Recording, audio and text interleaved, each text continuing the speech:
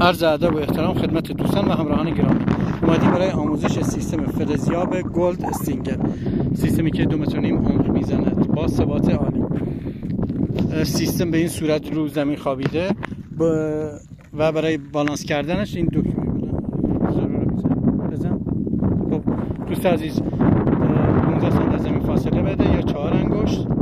خب یه بالانس دیگه میزنه و حرکت میکنه. این هم طرز حرکت کردنشه. سیستم کاملا باثباته. ما 3 رقم فلز اینجا گذاشتیم، نقره و 2 رقم طلا، یه انگشتر طلا با یه علنگوی طلا. این علنگوی طلاست. این هم کد تفکیکش.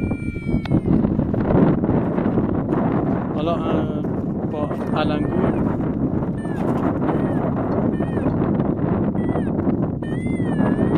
سرعت سیستم رو متوجه میکنید. این هم کدش.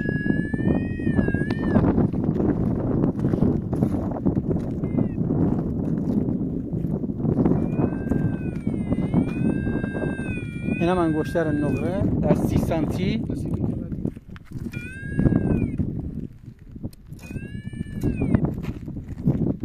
هم کد. این هم ثبات سیستم. ثبات سیستم رو متوجه میکنید. موفق و مؤید باشید.